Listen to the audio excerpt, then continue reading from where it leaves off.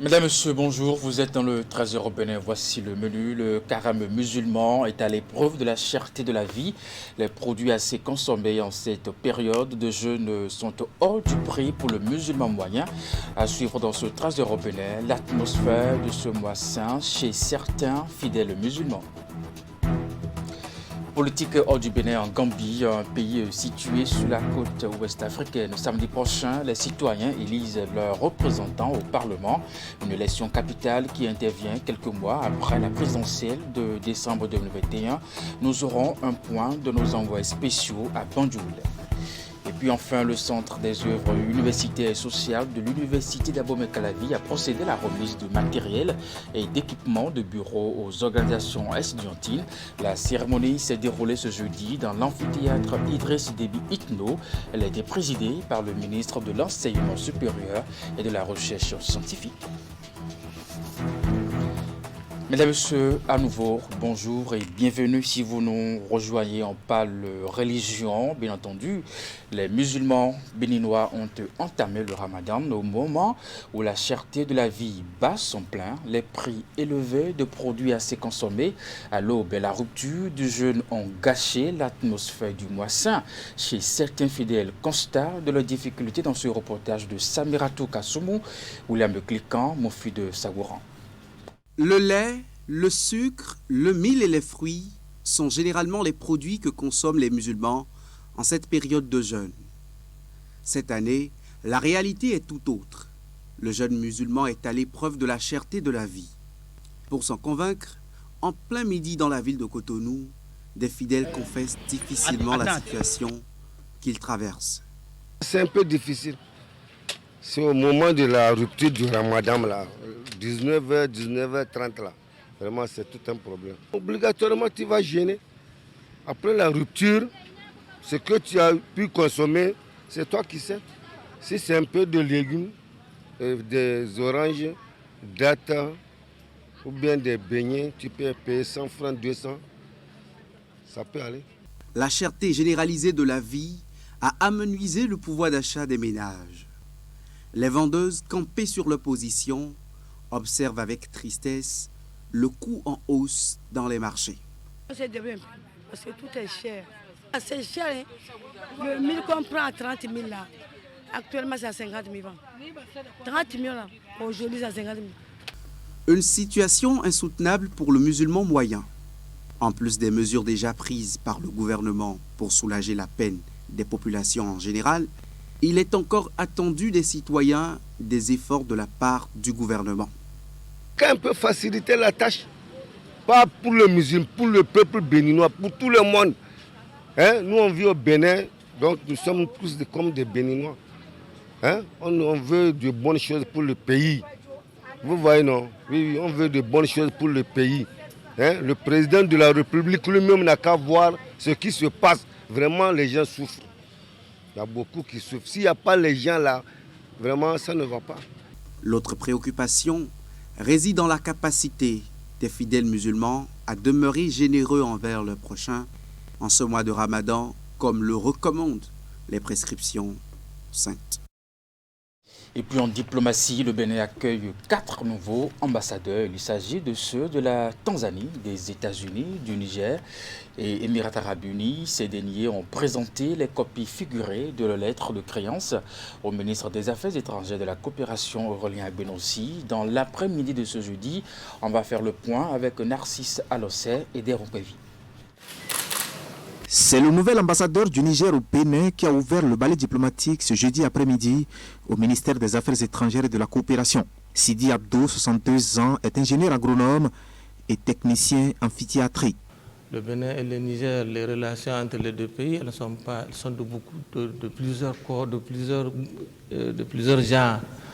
Elles sont d'abord historiques, elles sont sociales, elles sont économiques, etc., etc. Le Niger a besoin du Bénin, ça je vous le garantis. C'est sûr et certain, le Bénin a besoin du Niger. Avant sa nomination à ce nouveau poste, il était depuis 2016 député à l'Assemblée nationale du Niger. À la suite du diplomate nigérien, l'américain Brian Wesley Soukant, 54 ans, est juriste de formation et titulaire d'une licence professionnelle. Le Bénin ne lui est pas un pays étranger. Au Bénin, c'est le pays dans lequel j'ai commencé ma carrière diplomatique il y a 26 ans. Je serais heureux de travailler avec le Bénin pour renforcer et approfondir le partenariat entre les États-Unis et le Bénin sur la base des valeurs communes démocratiques et en partenariat pour le développement et la sécurité. La République unie de Tanzanie, elle, marque sa présence sur la carte diplomatique du Bénin avec un homme nanti d'une riche expérience. Et cet homme, le voici. Benson Alfred Bana, 63 ans, docteur en ressources humaines. Il a notamment préparé la Banque mondiale, le PNUD et la DANIDA. De la coopération du Bénin, donc, et je remercie le ministre pour m'avoir reçu en audience et c'était vraiment une formidable discussion avec lui. Celui qui a foulé ce tapis rouge en dernière position l'instant de cet après-midi, c'est le nouvel ambassadeur des Émirats arabes unis. Fahad Obed Mohamed Altafag, qui réside en République fédérale du Nigeria, est titulaire d'un master en administration des affaires. À 41 ans, il s'offre une nouvelle mission diplomatique. Et nous avions parlé de la relation des relations de coopération qui existent fort heureusement entre nos deux pays. Ce sont des relations excellentes. Donc nous avons fait un tour d'horizon pour voir comment est-ce qu'il faut renforcer ces relations. Nous avons parlé pas mal de choses, surtout au niveau commercial et au niveau économique. Bien d'autres sujets, notamment la situation des femmes et celle de la jeunesse, ont meublé ces entretiens avec le ministre Aurélien Agbenonsi. Une fois les copies figurées de leur lettre de créance reçue, ces nouveaux ambassadeurs ont une dernière étape à franchir avant d'avoir plein pouvoir pour l'exercice de leurs fonctions. Il s'agit de leur réception à la présidence de la République. Et puis, bien entendu, je vous l'annonçais en titre, en Gambie, un pays situé sur la côte ouest africaine, samedi prochain, les citoyens élisent leurs représentants au Parlement, une élection capitale qui intervient quelques mois après la présidentielle de décembre 2021. Membre de la CEDEAO, l'institution sous-régionale a déployé ses observateurs pour vivre le déroulement du scrutin sur l'ensemble du pays. Le point de nos envoyés spéciaux à Banjul, Christian Adandédian, Elvis Tonoukoua. Mohamed Ibn Chambas, ancien président de la commission de la CEDEAO, en séjour à Banjul. Mandaté par Jean-Claude Cassibrou, actuel président de l'institution sous-régionale, il conduit une délégation de 40 membres composée d'experts électoraux, d'analystes et d'observateurs court terme pour examiner le déroulement des élections législatives en Gambie. En matière de suivi des élections, la CEDEAO a l'expérience. Nous tenons au respect des principes démocratiques et les élections sont un des éléments fondamentaux du bon fonctionnement de nos démocraties. La Gambie est dans un processus démocratique depuis 2016. La CEDEAO apprécie et accompagne ce processus. En décembre, on a fait venir des observateurs pour l'élection présidentielle. Il est aussi important qu'on revienne pour les législatives, car la Gambie nous montre déjà un bel exemple.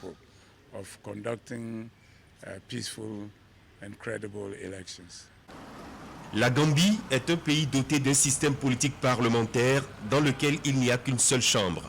Les législatives du 9 avril sont les deuxièmes qu'organise cette république continentale, multipartite à régime présidentiel, et ceci dans un contexte politique particulier depuis 2016.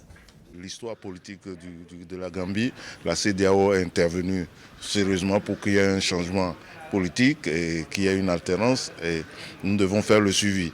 Il y a toujours un contingent de la CEDEAO présent en Gambie.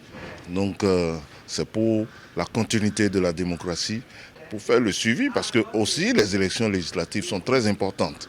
C'est des élections qui sont plus proches des populations et nous pensons que c'est important que la CEDEAO, quand elle a les moyens d'intervenir et d'observer ces élections aussi.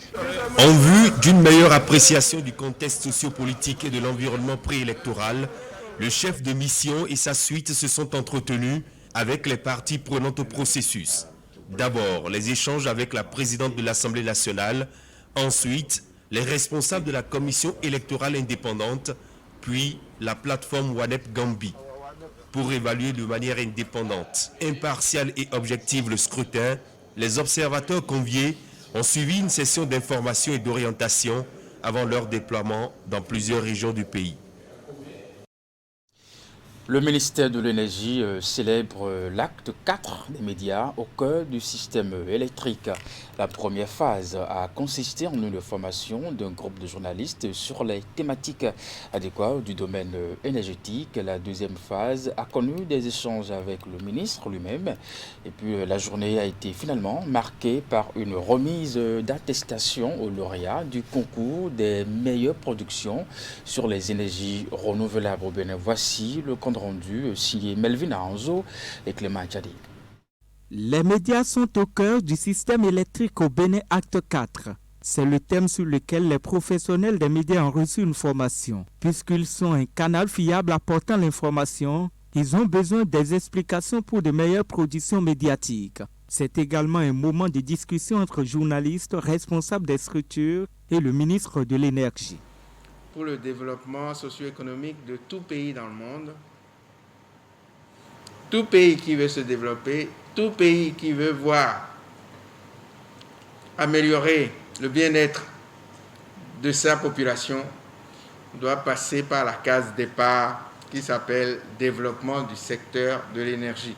Si on veut que la croissance économique du pays se réalise, il faut aussi investir dans des nouvelles zones, dans les clients industriels, la zone industrielle de Gojibé par exemple, Gapé, d'autres.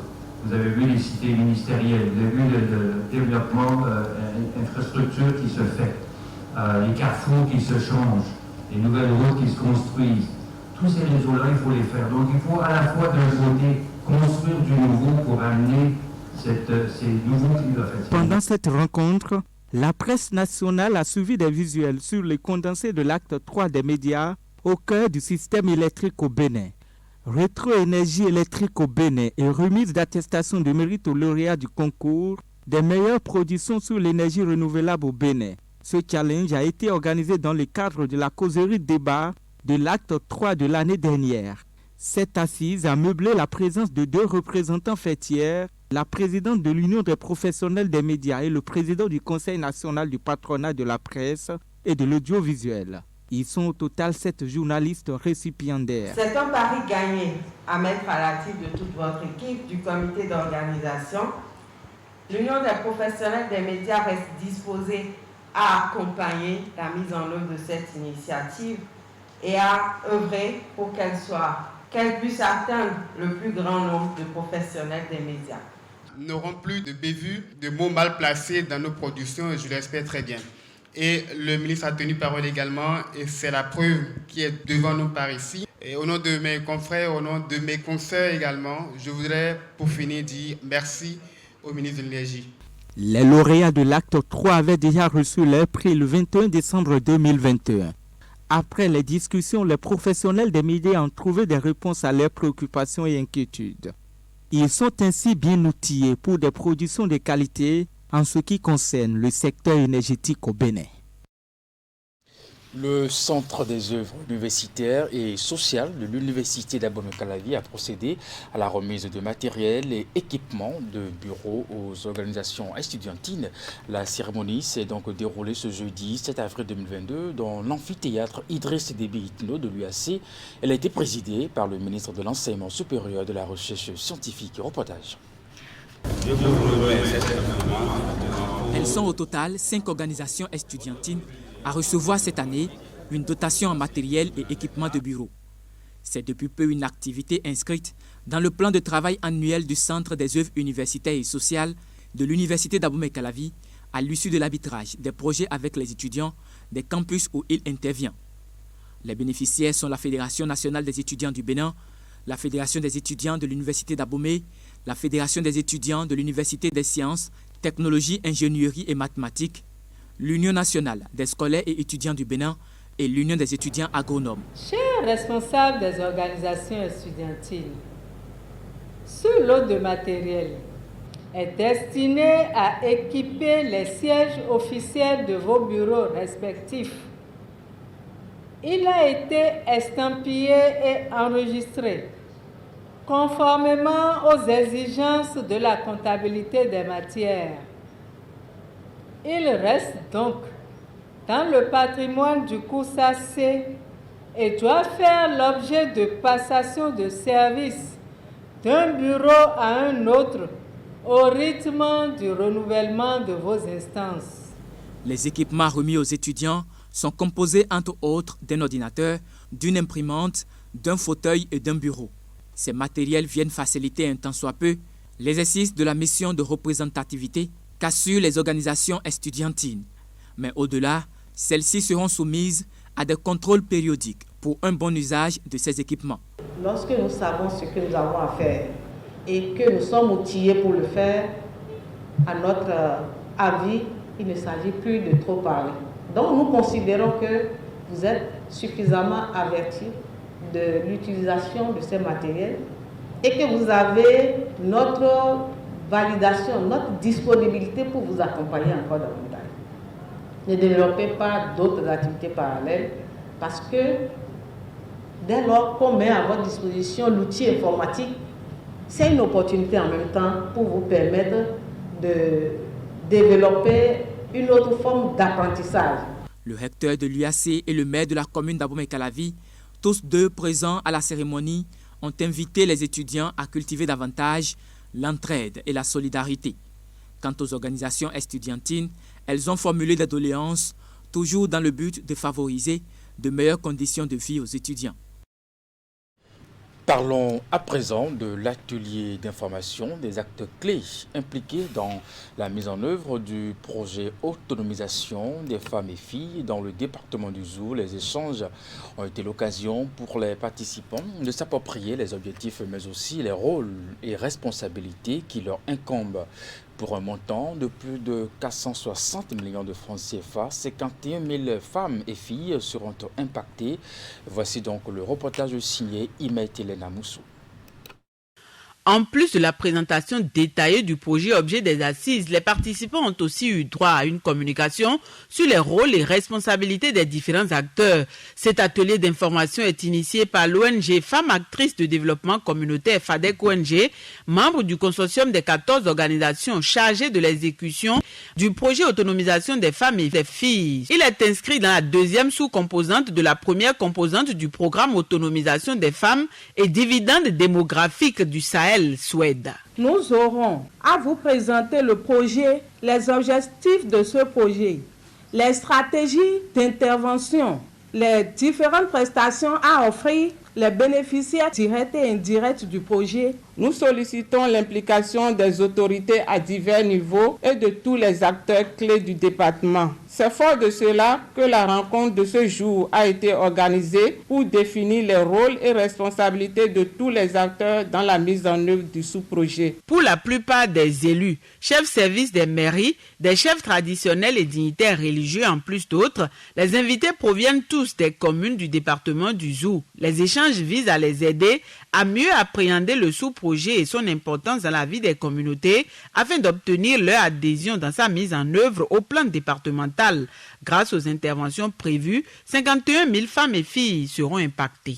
Beaucoup d'ONG sont mobilisées pour accompagner le processus, pour mettre en œuvre le projet. Nous attendons donc de ces ONG, comme ils l'ont toujours fait, l'atteinte des objectifs. Nous attendons également une très bonne collaboration pour que à la fin de l'année, nous puissions vraiment atteindre nos différents objectifs. Nous allons rassurer ces ONG de notre entière disponibilité pour les assister, les accompagner. La finalité des actions du dit projet est d'avoir des filles et des femmes capables et actives pour participer pleinement à la transformation de leur vie en améliorant les conditions sociales et économiques. Dans le département du Zou, le montant à hauteur de 461 985 813 francs pour sortir 51 129 femmes de l'extrême pauvreté dans les 9 communes que compte le département du Zou. Au thème de la journée d'échange, les organisateurs ont également pu obtenir l'engagement de ces différents acteurs clés impliqués dans la mise en œuvre du projet dans le Zou. Des mesures spécifiques mises en place visent à assurer la sécurité et la sûreté des bénéficiaires cibles. Et puis pour finir, audience solennelle d'installation du secrétaire permanent de l'autorité de régulation des marchés publics à la Cour d'appel de Cotonou, le tout nouveau bras exécutif de l'instance chargée du contrôle de régularité dans la passation des marchés publics est désormais investi d'une série de missions. En plus de travailler à mettre en œuvre les décisions du Conseil de régulation, il devra apporter tout l'appui technique nécessaire aux différentes commissions dans l'accomplissement de leurs tâches. Le point de cette audience avec Eman Anamosou, Henri Ganti. La Cour reçoit votre serment et vous donne acte de vos serments. Voilà qui consacre l'entrée officielle en fonction du tout nouveau secrétaire permanent de l'autorité de régulation des marchés publics. Nommé par décret pris en Conseil des ministres en février, c'est le serment prêté par ce dernier au cours de la cérémonie solennelle de la Cour d'appel de Cotonou qui lui donne désormais plein pouvoir pour accomplir les missions à lui dévolues à la tête du secrétariat permanent de l'ARMP. Et nous pensons qu'avec l'aide de Dieu, nous allons satisfaire et combler les attentes du gouvernement qui nous confie une mission aussi sensible. Nous n'avons pas peur parce que nous savons que nous avons le soutien du président, de tous les conseillers, de tous les cadres de l'ARMP. Les réquisitions du ministère public, au-delà de rappeler au bras exécutif de l'autorité de régulation des marchés publics la lourde responsabilité qui lui incombe désormais, l'invite en priorité à ne pas s'écarter des dispositions légales qui organisent la dite autorité. Monsieur le récipiendaire, comme vous le savez déjà, le poste de secrétaire permanent de l'autorité de régulation des marchés publics n'est pas une sinécure administrative. Il est bien chargé en devoirs et obligations. À peine est-il entré en fonction que Ludovic Guédier a déjà sa feuille de route, fort de sa trentaine d'années d'expérience dans les fonctions techniques, administratives et académiques.